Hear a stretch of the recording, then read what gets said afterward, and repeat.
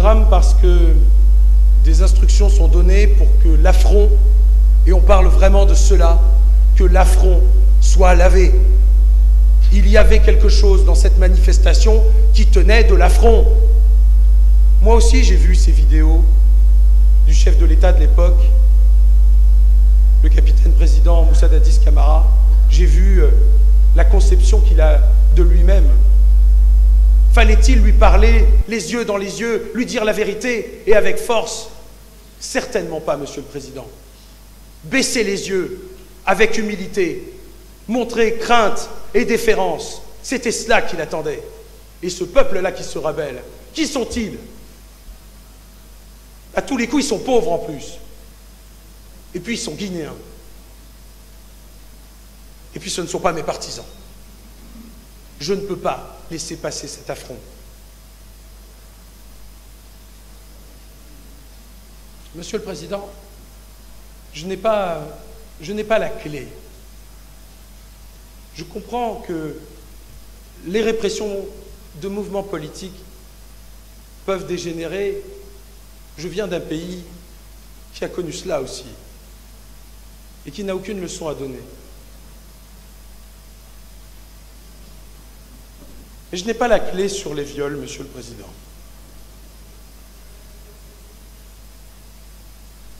Je ne les comprends pas. À quel moment y a-t-il quoi que ce soit de la répression politique à violer ces femmes?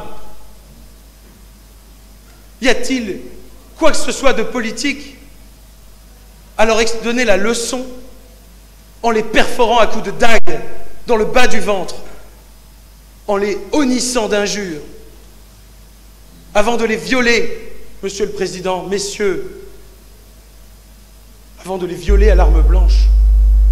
Y a-t-il quoi que ce soit qui puisse être compris dans cette affaire?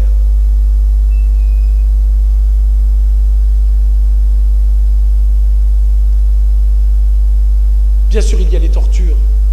Bien sûr, il y a les pillages. C'est quelque chose qui a déjà été vu dans l'histoire du pays. Mais ces viols, on s'en prend à nos filles, on s'en prend, Monsieur le Président, à nos mères, on s'en prend à nos sœurs. C'est incompréhensible, incompréhensible.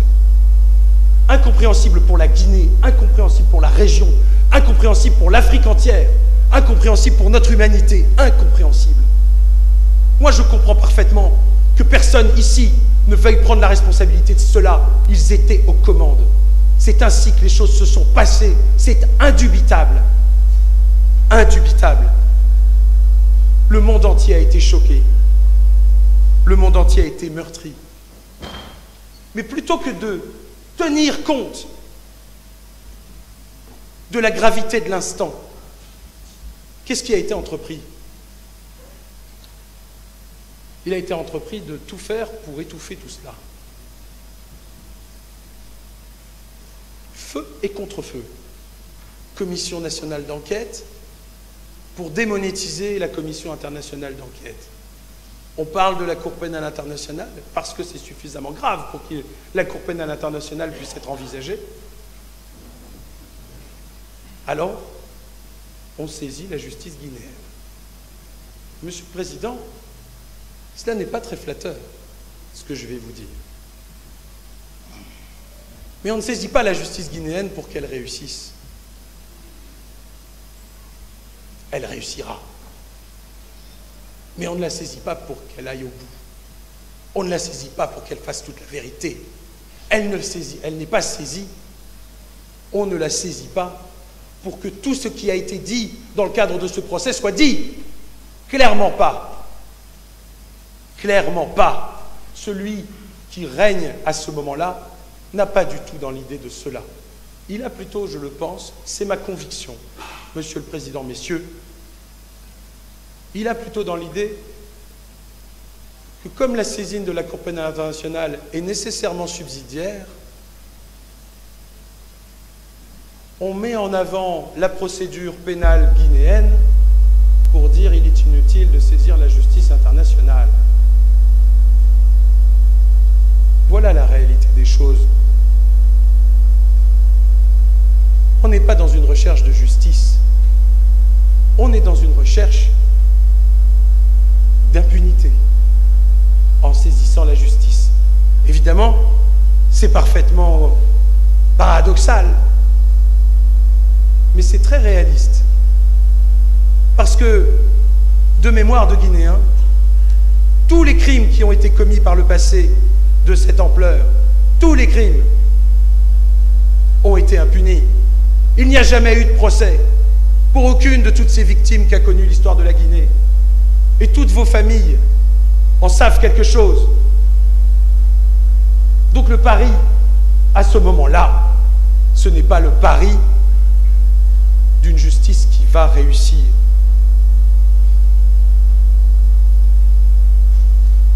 D'une certaine façon, on peut le dire, la magistrature guinéenne, c'est un petit peu le maître mot d'Hemingway. C'est parce que c'était impossible qu'ils l'ont fait. Vous l'avez fait, Monsieur le Président, messieurs, pas vous tout seul, mais l'institution que vous incarnez. Le parquet, le siège, vous avez tenu bon. Mais au mois de février 2010, disons-le, c'était improbable. C'était improbable, mais c'était sans compter sur l'AVIPA. C'était sans compter sur des femmes comme Asmaou Diallo, qui est là,